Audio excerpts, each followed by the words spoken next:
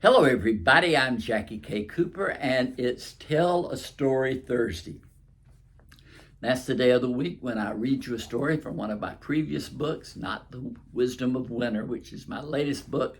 If you haven't ordered your copy from Amazon or gotten it from your local bookstore, do it now, or do it after you hear me read this story.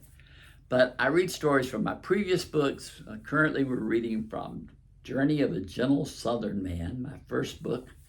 And the story I'm going to read today is titled Important Lessons Learned on Trip. And remember, this was written many years ago and in my first books, but it's just reflections on that time.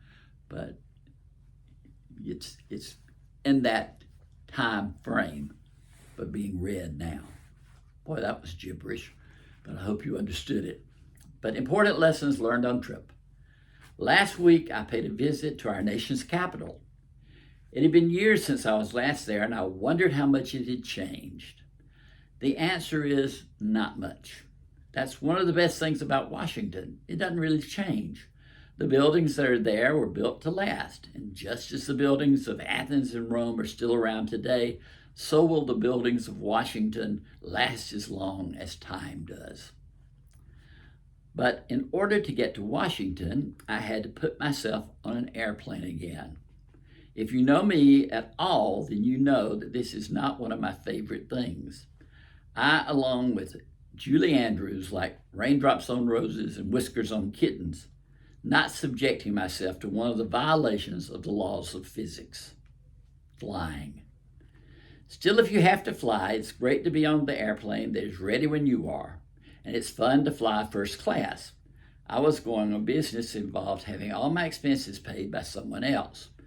A friend of mine told me I should take the first class ticket that they had sent me, cash it in for a passenger ticket, and pocket the difference. No way. I am too stingy ever to buy a first class ticket for myself, but if it's being paid for by others, well, I will relax and enjoy it. Before leaving on this trip, though, I kept having dreams of terrorists attacking the plane. I mean, if I were a terrorist, I would attack a plane going to Washington rather than one going to Butte, Montana. So I determined to keep a sharp eye out for any strange-looking people. I was relieved to find everyone on the plane looked okay. That problem solved. I tried to relax during takeoff. The guy in the seat next to me kept distracting me by waving his hands in the air and while the plane was rising into the sky. He also seemed to be chanting something under his breath. Finally, he got through with that procedure and turned and spoke to me. He had a distinct accent, but I couldn't place it. He asked where I was from, and I told him Georgia. He then told me he was from Iran. That cinched it. I just knew I was flying with a terrorist or in disguise. Talk about prejudice on my part. He immediately became malevolent and sneaky before my eyes. I probably would have kept this opinion of him, except his next words were how much he loved American movies. With this declaration, he changed back into the neat, nice gentleman he had seemed at first. And for the rest of the night trip, we talked about the 10 best and 10 worst movies of the year. Upon reaching Washington, I took a cab to my hotel. It was luxurious. I could get used to that kind of treatment that they gave me. I could get used to room service. I could get used to hamburgers costing $8. I could get used to someone paying for everything. One funny thing did occur. When I ordered a hamburger sent up for room service, the lady answered the call, took my order, and then asked my name.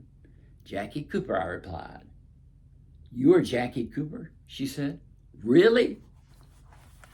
Yes, I am, I repeated, knowing she had me confused with the other Jackie Cooper who acts and directs movies.